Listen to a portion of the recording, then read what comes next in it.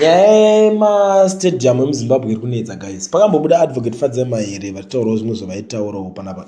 Pakabuda iye Case Covent vachitaura kuti takataura but Mutuli Ncube ndiye asiri kubudisa mari, ari kutovharira mari. Taida kuti guys riri kugadzira mastadiums ri continue but rakabva kuti tatombomira izveso mari ngaibude.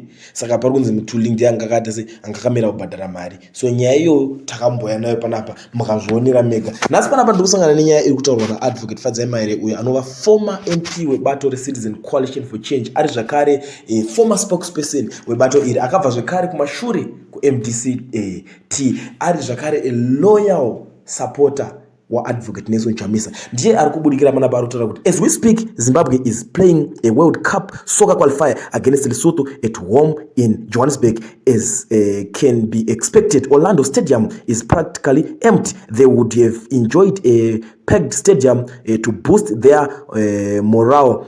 But because of this incompetent government, Zimbabwe does not have a single functioning soccer stadium for international games. Bad governance is a cancer that destroys everything. Minister Case Coventry promised in February that Zimbabwe would play this match in Zimbabwe, but as usual, the promise was broken. The honorable minister didn't bother to explain why this happened, why should misinterpreted the position in February or apologize for the embarrassment caused by their incompetence. We need new leaders.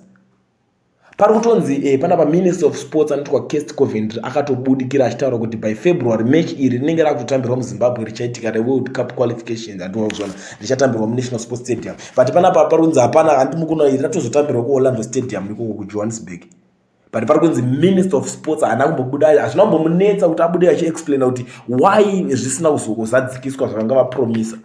Ndopari kunzi guys tiri kumbotongwa neiko pana pakudawo vatungamiriri vatsva vekuti vanokwanisa kupromisa zvinhu zvichibudikira. Chinhu chakudiwa panapa integrity yekunyatsotaura kuti guys tichaita chakati vanhu vana chokwadi kana kuti rizivo chekuziva kuti zvichazadzikiswa. But panapa zvinhu zviri kuitika panapa ndezvekuti muri kungoona vakunotambira maWarriors vakunzi vatamba ground riri empty risina kana masupporters akakwana. But pari kunzi kunongudai vagainawo morale. Unoziva pane nzvinonzi morale inodedzerwa bhora kunzi tambirai muona unoziva morale inenge ichingodedzerwa navanhu vachiimba zvavanenge vachida pepe inoita kuti vanzwe manyukunyuku kana kangu ameno chimweya chine bhora. So unoona kana vana Manchester City vachitamba vari muEtihad meme havamisike, but Zimbabwe yamiswa iri koko bhozi vanhu vanenge vachitamba vangosvika chinokonekta neLesotho. Lesotho inenge naayo masupporters anenge ari koko. You know maZimbabweans vanenge vari koko vanototyawo kutoenda kunosupporta bhora muOrlando Stadium because vanenge vasina mapepa akakwana ikoko. Vanozoti handoo ndakatosungwa ndaenda kunosupporta nyika yangu futi ikoko.